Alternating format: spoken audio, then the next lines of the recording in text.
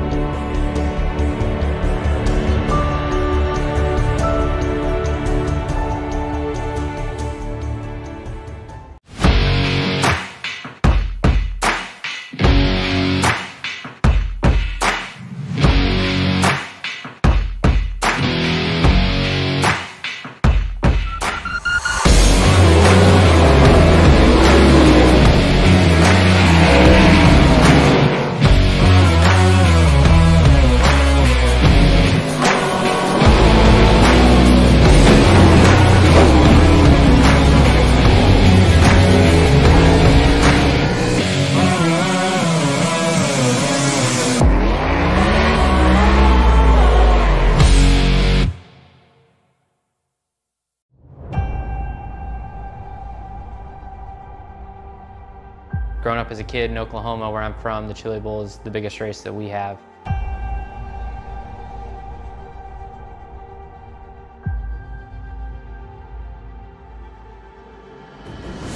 The Chili Bowl has kind of been my favorite race of the year.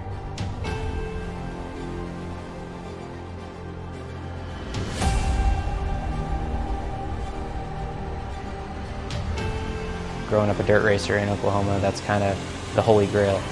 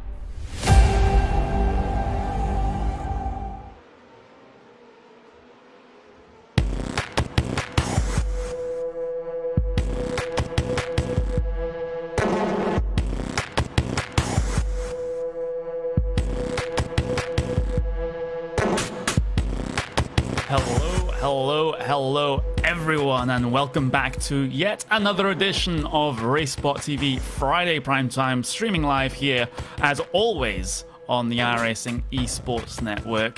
It's round number 6 here for the iRacing Formula Renault 3.5 Championship, and this time we head to the UK. To what is pretty much my home track. I only live a short while away from this one. It is Donington Park here today.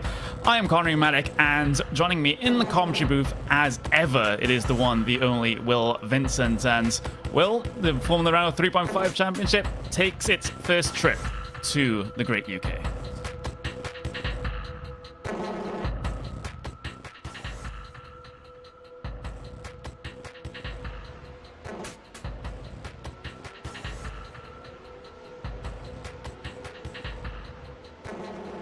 Yeah, you're right, Connery, because, you know, this track, it is both our closest tracks, and actually, I've been to Donington Park more times than I've been to Silverstone as well, because this track not only hosts a number of club races, it almost got Formula 1 back in 2008 as hosted the European Grand Prix, but of course, on the infield and lastly on the outfield, it also hosts the Download Festival, which is the biggest rock and metal festival in all of Europe except for Germany.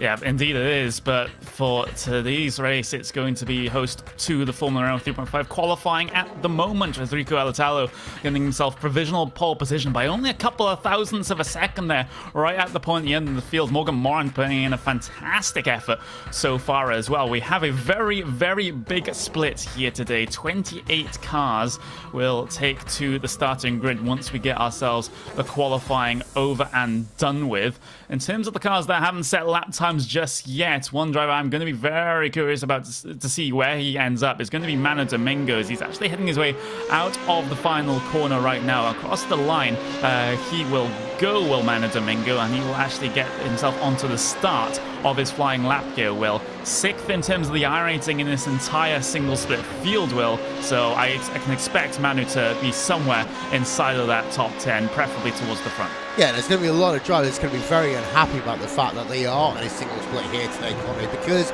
of course, Friday night is normally where the big boys run, but most people are focused on another event, and that is the 24 hours of Daytona. And the thing about these 12-week seasons are, Connery, is you get 4 drop weeks, and a lot of drivers have to actually figure out what their other team commitments are.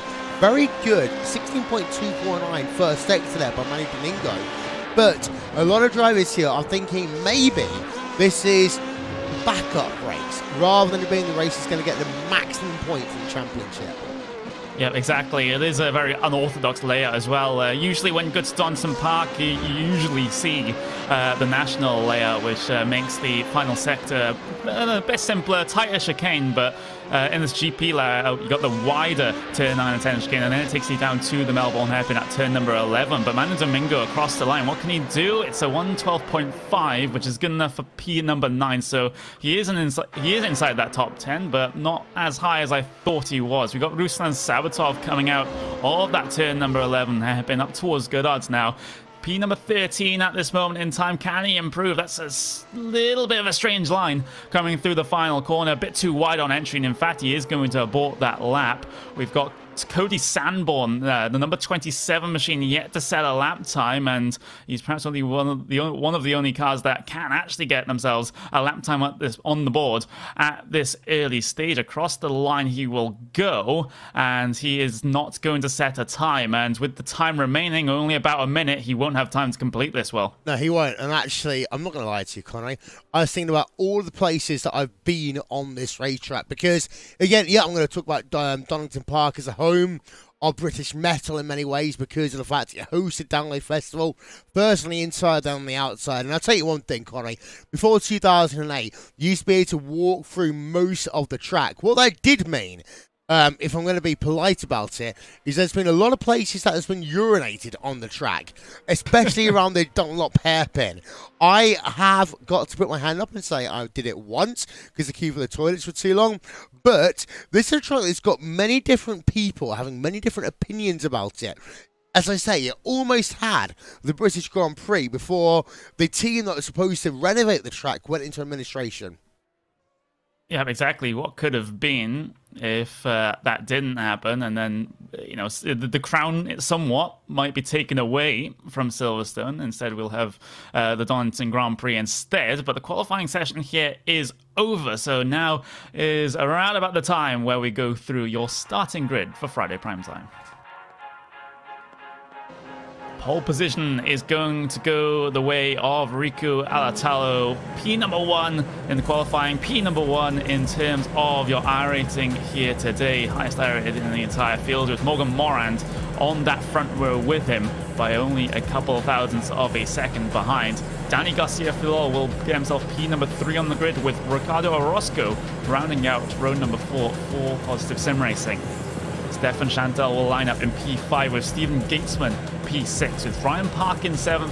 Rob Boa will round out row number 4. Manu Domingo and Claudio Candio will bring things down to your top 10.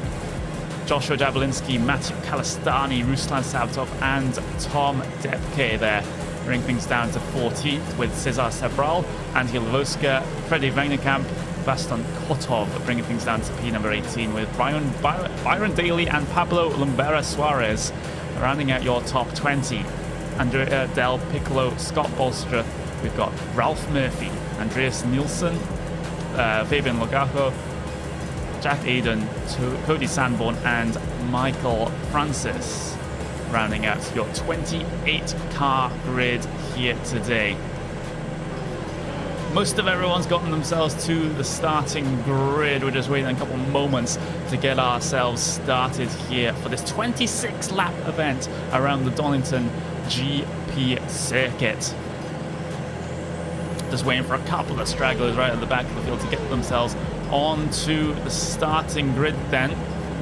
We're waiting for P number 24, Andreas Nielsen, to get himself going, but that clock will tick down. 2 minutes is the point of no return to get yourself to the grid, and that has just passed, so that red lights will be showing out there on track, and drivers can rev their engines to ready to get going here in the RaceSpot TV Friday prime time here at Donington Park. Rico Alatalo immediately defensive down into Redgate as Moran tries as he might around his outside, but clips a little bit of the gravel on the outside there. Philo will take this as an opportunity to try to challenge down towards the crane of curves for the first time, but he'll have to sail back in line single file, side by side briefly there between Chantal and Parkins right at the back, as Parkins will get another good run off of the old hairpin here, able to challenge Chantal all the way up towards McLean's. Parkins will have the inside, but has to yield as Chantal has edged his way ahead, coming up towards the middle of the first lap. Oh, the car turn around there. That is Claudio in the number 12 car. He's gone off. We saw that. And Malo Domingo as well has gone out of this motor race as well. So Domingo, we're on board of him. Two drivers have dropped themselves out early here. Yes, they have. Big instant. I believe that was coming up in towards McLean's Corbis, up on towards the hill there. Malo Domingo just gets completely drilled from behind there by Claudio Candio. Goes for a little bit of a barrel roll in towards the gravel there, coming through Corbis corner. So that is going to be his race completely done and dusted for this week. Back towards the front of the field, though, we got Rico Alatalo still leading the way after an early challenge from Morgan Morans, and Morans lost a good chunk of time here, 0.7 of a second behind at the line already. So Alatalo looking to head for the hills already at this early stage, but there's a closer battle for P number 3 as Danny Garcia Filo has to defend from the Brazilian of Ricardo Orozco up towards McLean's, and Orozco doesn't get the best of runs through there, but he can recover things on the way up towards Coppis as we have a slow car right at the back of Charlotte. Joshua Jabolinski, the number 11, has run himself into a couple of issues coming through McLean's corner. I believe, if I'm not mistaken, that's just a single car incident. Oversteer on entry and couldn't catch it at all. Yeah, here's a replay. We caught it at the end of it. Let's go back about 10 seconds and show you the highlights of this one. And this track as well, Connie, you got to remember, as we see the grass there coming into play for Jabolinski, as he just gets his two left wheels onto the grass. This is a track that is historic for off-track incidents and also for slowed down penalties. So, expect as we see one of the drivers on the front of your field, two drivers, that is Brian Daly involved, as well as Ralph Murphy going on the exit of Goddard's. Yeah, exactly what has happened here. Byron Daly, just that car completely swapped ends on the entry to the corner. No one else had made contact with him, thankfully, but these cars are already looking pretty sketchy coming through the corners here at Donington Park, and everyone did have to scatter behind that incident. But as I said, no one's been collected. But just as I say that, the number 22 goes for a spin coming through the old hairpin, and the car behind him of Jabolinski does collect him off the corner. Yep, so we've got a lot of action at the start of this race, Connery, and as I said, off-track incidents as well as slow-down penalties can create some huge issues here. And what we see, though, in the... that is just a case of him slowing on the apex of the corner, Andrea Del Piccolo, and he gets hit not once but twice. Rear of that car turned out. That car is out of the race. Quite a few early casualties in this one. We also had Domingo drop out of the race. Same with Cesar Sebral and Vasan Kutov. right at the back of the field. They won't be coming off of the pit lane in any rapid fashion at all. Meanwhile, the gap at the front has come down a little bit as Morgan Morant tries to get himself back in this race for the, well, back in this battle, excuse me, for the race lead. Of course, we discuss it every week here on these races that these drivers do have the DRS activations to work with here, but the only place where that might even be useful is coming out of turn number 8 down in towards the turn 9 and 10 chicane, and then maybe down in towards the Melbourne hairpin, maybe coming across the pit straight. But the thing is, all of those are relatively short straights where you can't utilize the maximum advantage of using the DRS. One thing you've noticed already about Ricciardo Tallo is he actually almost there, he got himself past that 1 second bracket in the first couple of laps of this event, but on lap number 4 of 26, what's happened is that Morand has been able to close back up, but more importantly, you've now got a 2-car breakaway, because from second to third place is 2.7 seconds on track.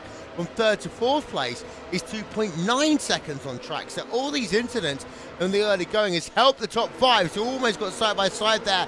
We had side by side. That's Ryan Parkins and Stephen Gatesman. Yeah, exactly. Might be 2 sets of battling down in towards turn number 1. Parkins will commit to the outside on Stephen Gatesman, but has to drop back by the time the middle of the corner arrives. So he'll have to survive and just fight another day in this one to get himself inside of those top 6 runners. There's a close battle ahead of these guys as well between Orozco and Stefan Chantal that, well, haven't gone side by side just yet, but they're looking pretty close to being able to do so over the next couple of laps, and depending on how the DRS situation works out between these pairs of battles up through towards Coppice Corner, then this is where you can get the run off the corner to perhaps try to challenge down into the turn 8 and, well, turn 9 and 10 chicane, but this one not quite as tight as the National Circuit chicane, so you can't really make any sort of out-braking moves down into there. I think if these drivers would were responsible at picking the layout here, they would have gone for the National Circuit just because of that overtaking opportunity into the chicane. Yeah, indeed. So, but the drivers don't, of course, get to choose. Well, they do actually get the chance to choose what tracks they run on. That's one of the cool things about iRacing, that the community are involved. Sorry, 1 second.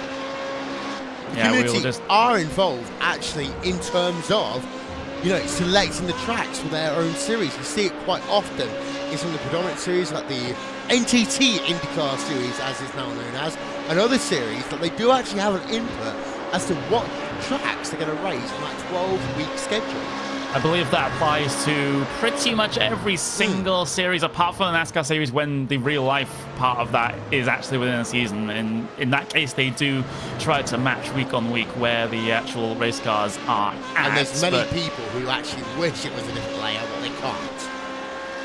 Yeah, exactly. But looks like these 2 battles that we have been watching over the past couple of laps are starting to come together in one big train right now of 4 cars. Chantal leading right at the front with Orozco, then Gatesman, then Parkins. But Gatesman has been making a couple of inroads here on the 2 ahead of him. So he'll look to make this one a trio at least, depending on how Ryan Packers at the back of the field can deal with the pace that these guys have been running. But through Goddard's they will go, and there's still no runs going either way here, coming down towards turn number 1. So this is just locked in a little bit of a status quo right now, just as we get towards the, well, not even the end of the first half of the lap. This race has gone relatively slow. We're on lap number 7, so there's still plenty of time for these guys to decide their differences. Yeah, as we just saw a replay with Tom Depke, as we have got production working right now in towards turn 1 at the same time. Freddie Renkamp and Ralph Murphy, they're battling at it for P number 11 on track. What we saw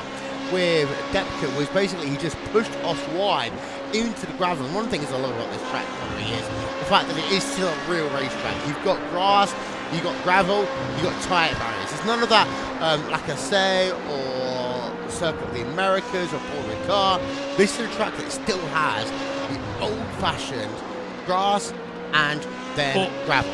Orozco's made a mistake at the front of the field, and number 2 has to battle side by side, this time with Stephen Gatesman coming through the Melbourne hairpin, and Gatesman might even just be looking for more. Will he have to go defensive because of Orozco's reply down into the final corner? These guys are all stacked up. There has been a little bit of trouble behind. We'll have a look at the replay of this one. Will take us through. Yeah, this has got Antti Levoska in this one, as well as one other driver. 2 of them going off out the chicane. And, well, I mean, this is one of those critical points on the racetrack, Connor. You talk about the fact that not everyone wants to run with the chicane. They hit once. Race lead.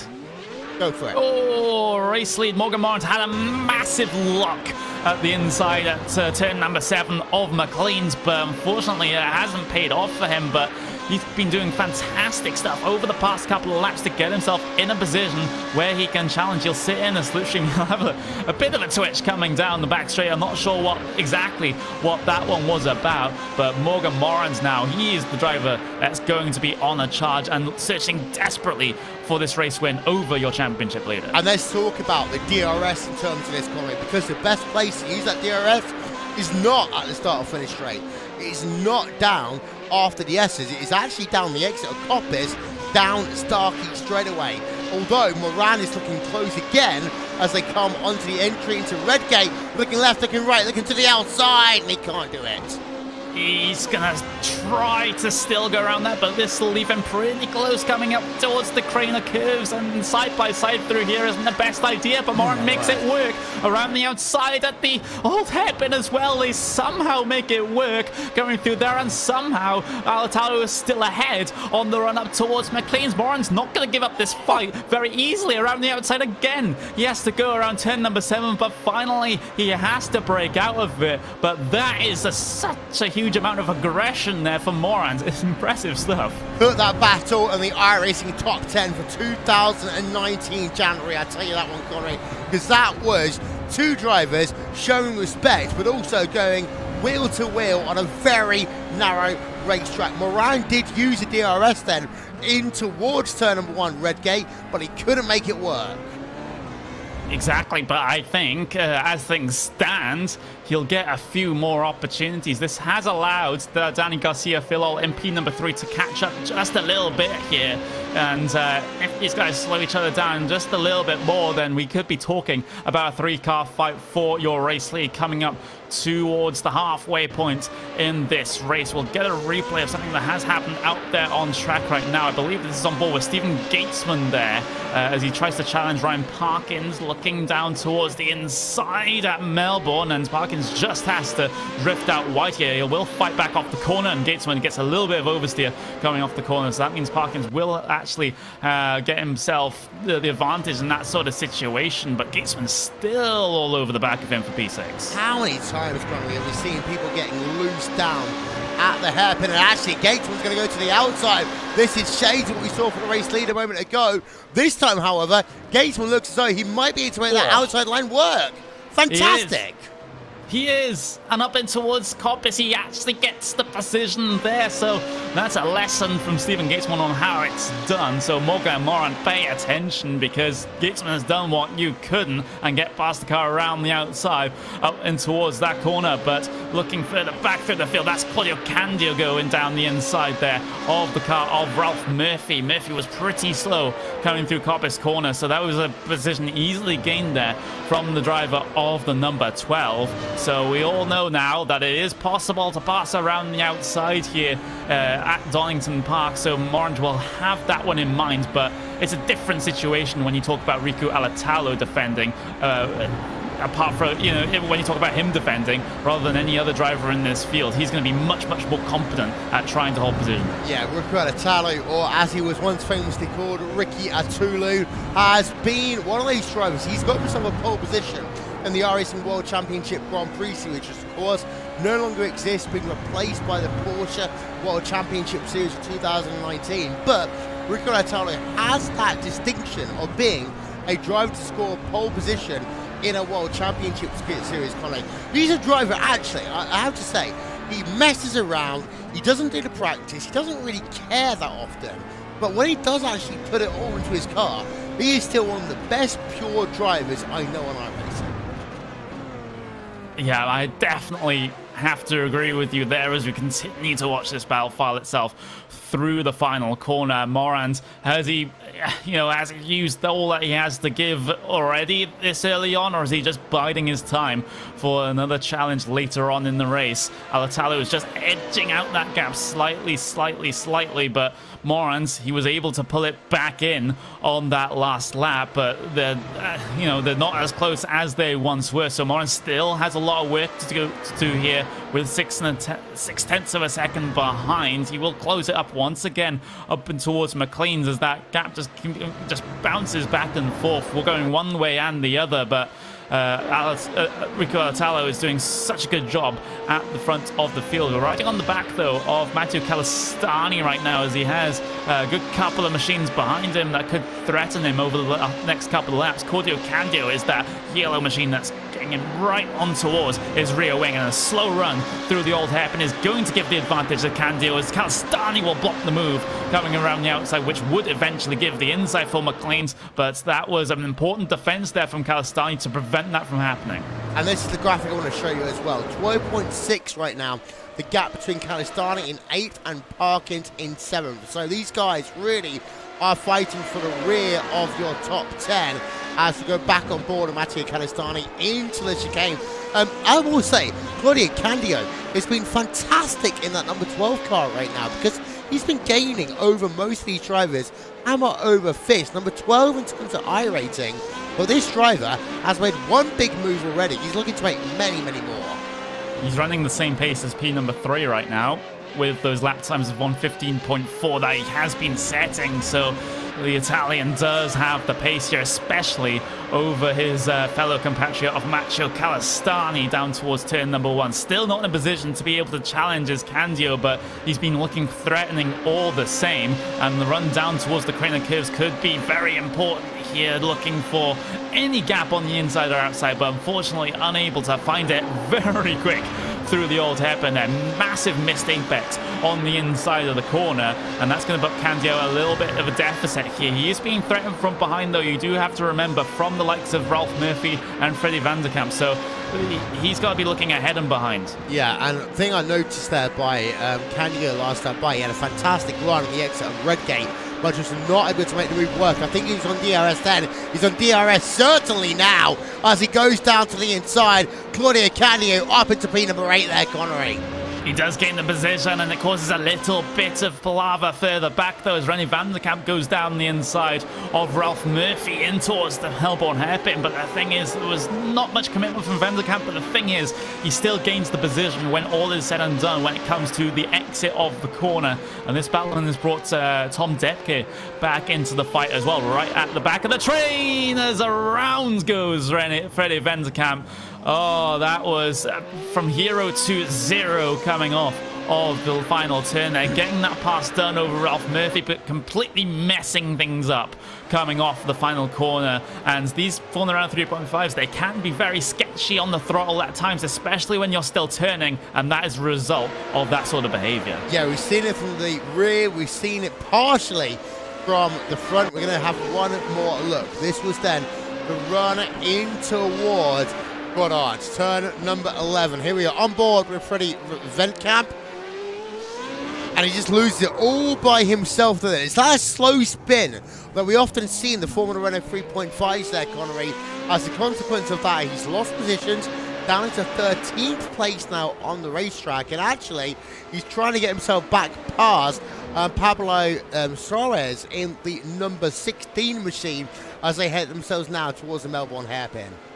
Yeah, that's just one of the characteristics of these cars in iRacing. They do not like curbs. They do not like you being aggressive with the throttle coming off the corner. And Byron Daly's had a little bit of a spin. I say little bit. That seems to be a major one coming through to the old hairpin. We'll get another look at this one from the chopper cam. So the driver from the Carolinas. Let's have another little look in towards the old hairpin. It was a very high-speed spin indeed onto the curb, and just the gradual sort of swapping of ends coming on the exit of the corner, and contact with the barrier is going to mean that he does drop all the way back through the field. We're riding on board with Danny Garcia-Filol, though, who is looking to try to chase down your race leaders right now, but isn't having the best of success at it. It just seems like Alatalo Morant has so much pace over the rest of the field that Filol's basically the best of the rest at this point. Yeah, and one of the things that's worth noting, actually, with Filo is that he has got a fastest lap time of 1:13.107. That is half a second slower than Alatalo. That is 0.3 of a second slower than Moran. So Filo, we normally put him here, Connery, in the top 3 of most races, but he's been outclassed here today by Italo and Moran. He has, and those cars up the front of the field, at least if the last lap is to be concerned about, then that is a second faster that the front two are running than him. It's a little bit of a blip that Phil had, had a pretty terrible last lap, but still the overall trend has been a good couple of tenths of a second every single lap. But those top two have been running off into the distance. We're riding on board, though, with the battle for P number 10. That's going to be, we're riding on board with Matteo Calistani right now, who has has not really had the best of times in this race so far. He has gained a position on his qualifying, so at least he's got that to be happy about. But Claudio Candio's gone off here through the old hairpin, the driver of the number 12. Couple of issues for him. He's looking so strong just a couple of laps ago, and it's another victim of a spin through the old hairpin. So clipping that curb and the car getting upset. Yeah, there's a replay of that one. Of course, having to turn the car around afterwards, Connery. And, well, Claudio Cano, of course, he got himself up into the top 10. Had a fantastic drive, but now he's got 3 guys behind him and really hot tyres. And there's a driver to the outside. Oh!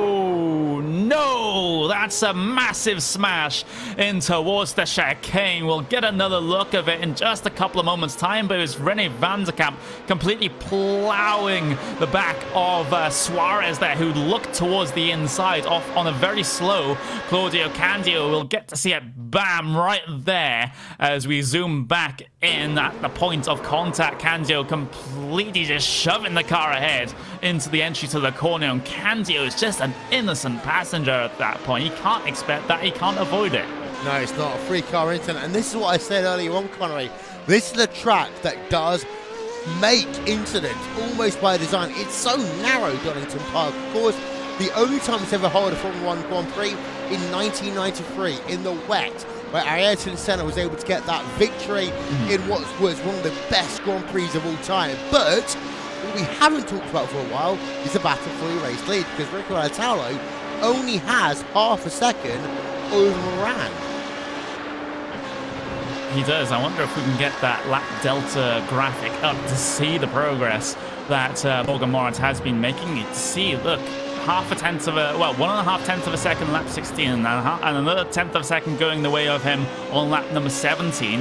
And perhaps what might be a bigger issue for Rico Alatalo right now is that he has a couple of bits of lap traffic ahead to have to deal with. So that is going to be a huge concern in terms of him trying to hold on to this position. But Morant, he's so quick coming through the chicane. He'll look to the inside. Oh my word! Oh, he hits the Glacier driver of Alatalo down towards the Melbourne hairpin. A little bit of confusion about which way each driver was going to go down into there. But Morant, he committed down the inside. He tried to throw the dummy. But the thing is, what do you make of this instant here, Wells? We'll see it on the replay. Well, the thing is, Moran went to the left first, then went back to the right, and just didn't have the room. Because you see that Alatalo's punted all the way to the left of the hand side of the racetrack before they even made the apex of the corner. Let's have a look again on board right now. Alatalo's back ahead. Yeah, let's have a look on board of Moran, just to show you the replay. Moran just takes it too late, and you see he gave the position back, but that's the right thing for him to do. Yeah, but it is very much the right thing for him to do. If we did have live stewards in this series, in our racing official events, then a penalty would definitely be going the way of Moran. So he took the chivalrous option and just got gave the position back to Rico Alatalo, so we can perhaps continue on this battle for P1. But the concern more becomes about how much damage each of these two cars have. It's a slightly deformed there front wing for Morgan Morand, but we can't quite easily see the damage to the rear of Rico Alatalo. I'm just having a look at the exhaust assembly there, where the rain light is. You can't see it on your screen right now as he has to go down the inside of the traffic. He gets oversteer off the corner, but Morand was also similarly impeded coming off of the final corner as well. You'll still be able to challenge around the outside of turn number 1. It'll have to be keep the line as tight as you dare coming through there. Almost contact off the corner as they'll battle down the hill then through the crane of Curse. Morand again trying to attempt this outside move. We've seen moves done like this before, and Morand's able to make it. The new race leader is the Frenchman of Morgan Morand, but don't count Alatalo out of this one. He'll continue to try to harass the back up towards McLean's and Coppice, but he's going to drop a little bit behind here. So Alatalo, if you've got anything in this last 6.5 laps, this is the time to show it, to wrestle the race lead back. Couple of things. First of all, I think this is a little bit like Hamilton and Raikkonen at Spa many moons ago, it seems now, between the two of them. Of course, yes, Alatalo was able to keep the race lead. However, there was a bit of damage to the rear of that race car. Yeah. The thing for me about Alatalo is what is going to happen, and has he got DRS available? Because Alatalo has not really been using DRS. Morand has been. So, with 6 laps to go, can Alatalo squeeze 2 good laps together here, Connery, to get that race lead back? Yeah, confirming the damage there to Rico Alatalo's car. That whole area around the gearbox where the rain light is has just been shoved in by a good couple of centimeters. So he's going to be feeling the effects of that one. So Morand just playing with fire with the exit of the old hairpin. Actually, will give the run back to Alatalo. DRS is going to be open. Here comes Alatalo. Despite the damage, he's going to try to fight back, and unsuccessful up towards turn number 7 that time. But Alatalo, he still has pace in that car. He still has DRS activations to use. Can we give a shout out very quickly to 8th place driver Ralph Murphy, up 15 places in this race event today. Yes, he has got a gap of 13 seconds to 7th place, but he's got a 2.2-second advantage above, and everyone else behind him is falling back. But to go back to Rico Alatalo, this now is going to be a case of when do you use the DRS efficiently. Oh, a little bit of entry oversteer. You see in the inside left, well, the inside left front lockup there coming towards the final corner. That's not going to be helping at all, as he'll drop back yet more tenths of a second, which he can't afford to lose here.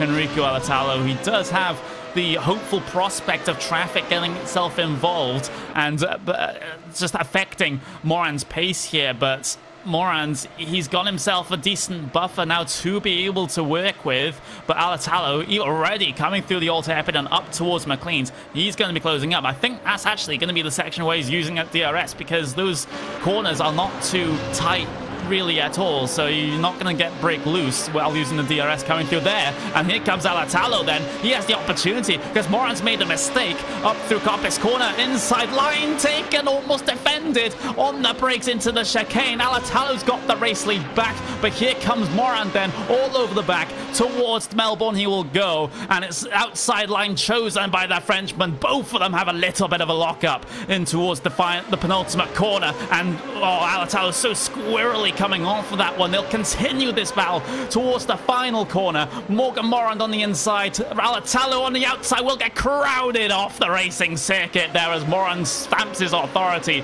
on this event. Alatalo's going to be fuming about that. Yeah, and this all's really started just before the point. In fact, I want to go back about 15 more seconds and show you. This was the move here. He moves himself first of all to the left-hand side. This is Rico Alatalo. We're going to play it right now. He gets crowded once, and then you just notice the left-hand side of the car, there you can see the number 26 machine coming into play, because it just means that Alatalo did not get the run he wanted through the chicane, and that compromised him all the way from the Melbourne hairpin and all the way down to the end of the lap. That was some fantastic wheel-to-wheel racing between Morand and Rico Alatalo. Alex Horn, pay attention. Top 10 coming up. Exactly, we'll get ourselves the end of that replay as Alatalo gets crowded off the circuit, but look at the traffic that Morant has to deal with through Melbourne. Alatalo's looking for the inside coming through there. It's absolute, this is more akin to endurance multi-class racing with the amount of traffic that these guys are having to deal with through towards the final corner now. One more bit of that traffic, and then Morgan Morant is almost clear. He has one more a little bit further down the road, but then he can get back to his clear air lap times. Alatalo aggressive with the traffic, will get blocked by the traffic of Rob Boer coming down towards the first corner. He's going to be even more fuming than he already was about getting crowded off the circuit by Morant, and that lap traffic is not going to be his best friend, and Rob Boer taking the advantage of the fact that iRacing blue flags are advisory, but Alatalo is going to drive like a man possessed now for the last 2.5 laps. Yeah, that's exactly the same point I was about to say there, Connery, because blue flags in normal iRacing races, they are advisory. It is not a case of move out of the way.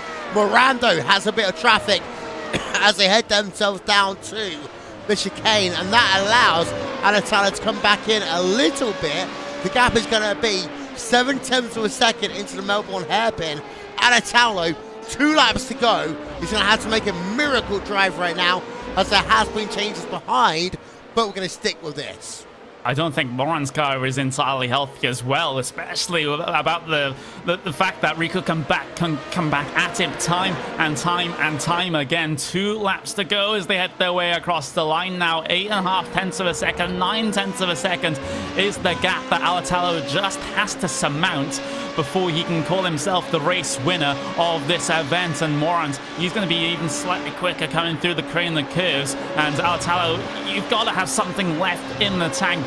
Maybe that DRS activation you've been holding on to for the longest time, but if he's out of those activations, he has to do it all in terms of the skill with the drive off the corners, with the outbraking down into the heavy braking zones as well, and maybe count on a little bit of luck of Matteo Calistani getting himself in the way. Morant will swerve on the back straight, trying to make his presence known on the lap traffic. Calistani gets himself out of the way of both Morant and Alatalo, but through the penultimate corner and then on towards the final lap. Once we get that last corner to be disposed of, Alatalo, he needs a monster lap here if he's going to be able to challenge. The gap has come down low to 0.7 of a second. Alatalo a little bit sloppy for the Melbourne hairpin. They will come to the white flag.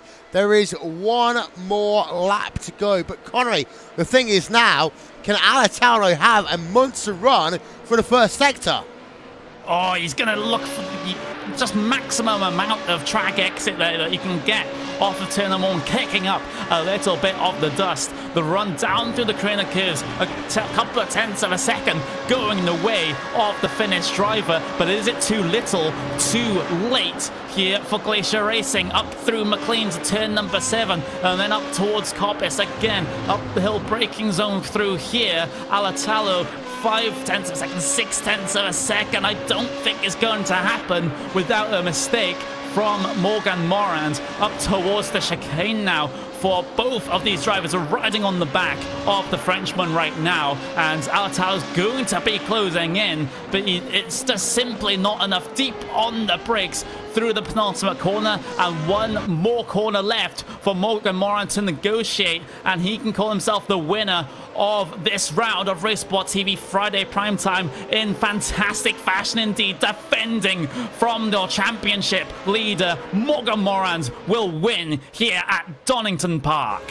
What a race there by Morgan Morant, usurping Riku Alatalo when he needed to do it the most. There are drivers still to come, of course, past the start-finish line, but Morgan Morant, what a run he has done here today, Connie, because he got past Riku Alatalo. Yes, there was a little bit of battles going on around him, and that created some of the incidents, but Morgan Morant was able to hold on at the end of this motor race for about 4 laps of real pressure by the Finnish driver of Riku Alatalo. Morant, of course, the incident about the 2 passing the first time will come into play, but Morant did get the victory. Exactly, and you have to think about what could have been if Alatalo didn't get severely held up a couple of laps before the end there behind the lap traffic. We could be talking about a completely different story heading in towards those final 2 laps, but it's over, and we get to go over your final race results. Morgan Moran's winning by what says 6.5 tenths of a second, but it was so close there coming through the last couple of laps. But Moran's the driver that comes out on top on the first step of the podium. Rico Alatalo, P number 2, with Danny Garcia-Fillol, with the huge amount of drama that was happening ahead of him, still finishes 9 seconds behind of your leader there to finish on the final step of the podium. Ricardo Orozco good enough to finish P number 4 with Stefan Chantal, P5, Stephen Gatesman, P6, Ryan Parkins, P7th, and look at that, Ralph Murphy started P23, ends up well inside your top 10 in P number 8. Tom Depke, P number 9, with Ruslan Sautov rounding out your top 10. And as we cycle things down, we'll get to your drivers a lap down or more. Matteo Calistani, P11, Freddie Venekamp, P number 12, Antti Voska in 13th, Rob Boa, 14th, Pablo Lamera Suarez, 15th, with Scott Bolster, 16th, Andreas Nilsson, 17th. Claudio Candio, after a fantastic first half of the race, just unfortunately wasn't able to keep it on the grey stuff, drops down to P number 18. Fabian Lochau, P19, and Jack Alden will round out your top 20. And then you've got your retirees right at the back of the field. It's going to be Michael Francis, Byron Daly, Cody Sanborn, Andrea Piccolo, Joshua Jablinski, Maya Domingo, Cesar Cabral, and Vasayan Kotov will be your final runners here for this edition of RaceSpot TV Friday Prime Time on the iRacing Esports Network. That was round number 6, Will, and it was a bonkers one. Intense is the word I can say there. And yeah, Rico Alatalo didn't get the victory, but yes, there was a bit of argy-bargy around by Alatalo, but both Moran and Alatalo had to deal with traffic for the last part of that last race.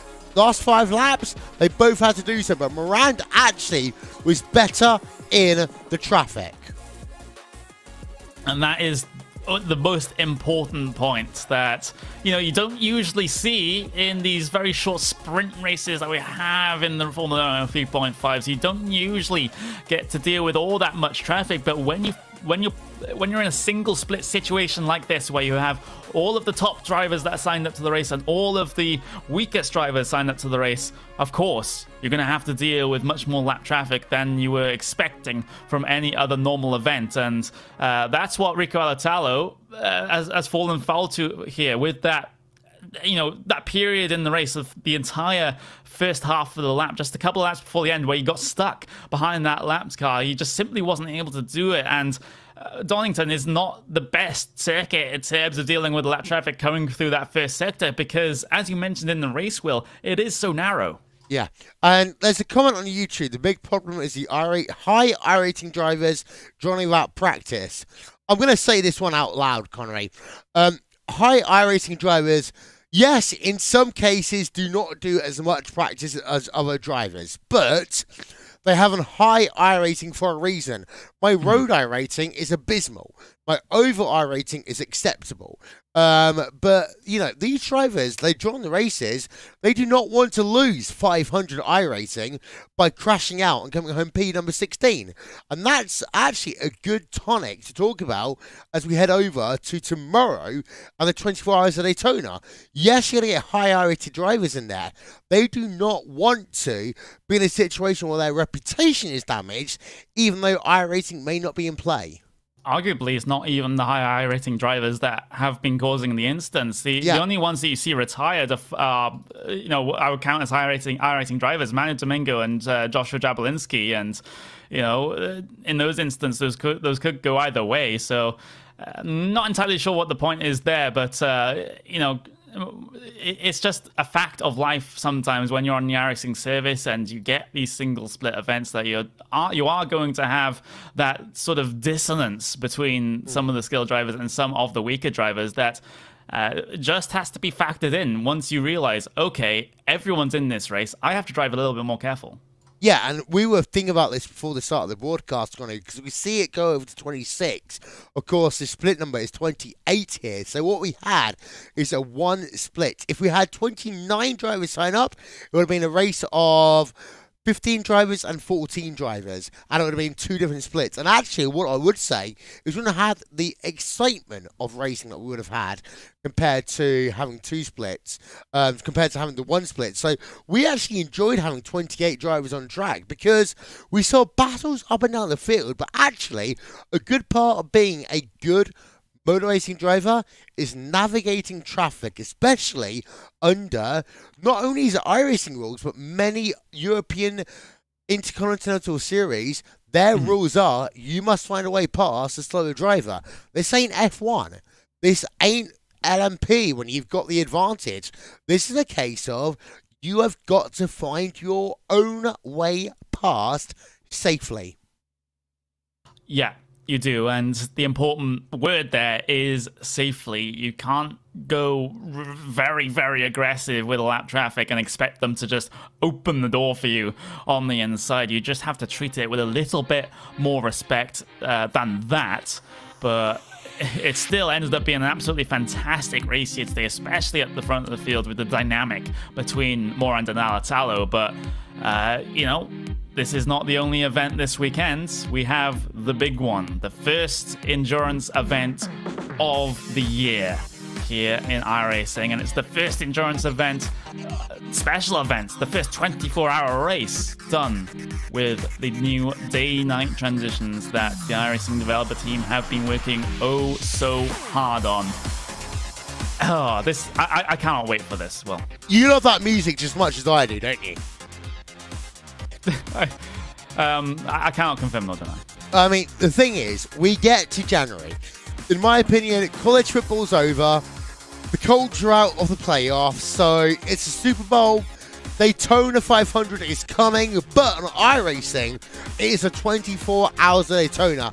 And the thing for me here, Connery, is that we've not only got our broadcasted race, which is going to be live on RaceSpotTV for the 24 hours, as well as exclusively live on the iRacing Esports Network. But we've got the likes of Ian Plash, who's doing the 24 hours, I think for the 4th year, by himself, raising money for Extra Life. And this is what I love about the 24 hours of Daytona, because it allows people to go out, raise money, do something for some fantastic organizations around the world. Yeah, it's absolutely brilliant. And before you get to worry about Mr. Plash's health, he does take regular breaks, especially around the pit stop phases, to, you know, get himself refreshed, make sure that he is okay in terms of going the entire 24 hours, which is just absolute lunacy to me. But if it's for a good cause, then who am I to blame him? But yeah, it's a whole sort of community event here, the special event. You just get everyone in the iRacing service that, you know, can do the race, will do the race usually. We only get to broadcast the top split, but you have to remember when those races are going on, there are 9, 10 other races exactly like the one you're watching also going on with members across the iRacing service competing, and I think that's an absolutely fantastic thing. And, you know, when you talk about the top drivers and teams saying, oh, they want to win the top split of this year's Daytona 24 hours, then you've also got to pay attention to some of the other smaller teams as well, which, you know, they don't know which split they're going to be in. They could be in the 3rd split, 4th split, 6th split, but the goals for them might be a little bit different. Win their race, you know, get top 5 in their race. It's not just about the top split. It is all about, in my opinion, making it 24 hours. That is the hardest thing. I've done 24 hours worth of commentary, almost, and it was almost soul destroying for me. I will actually try and do the entire 24 hours of Le Mans commentating it.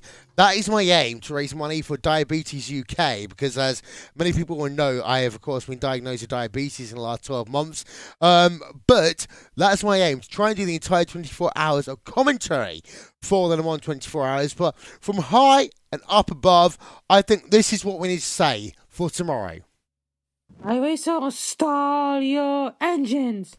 Highway so stall your engines. Start your engines, be ready, and be ready for 24 hours of fantastic racing as we go from the day into the night, into the dusk, into the darkness, into sunrise and beyond, Conway. Of course, you and I, we've got the breakfast shift. So basically, at that point, most of the race is done, but we still got to figure out who's going to be your winners. Yeah, exactly. One of the most exciting points in the race. Another one is, of course, the race start round about 1:30 to 2 p.m. tomorrow is going to be the green flag for the iRacing Daytona 24 Hours. Jake Sperry is going to be the commentator taking you through the start of the event. We don't know who with yet. We don't know who with yet. That's a very, very good point.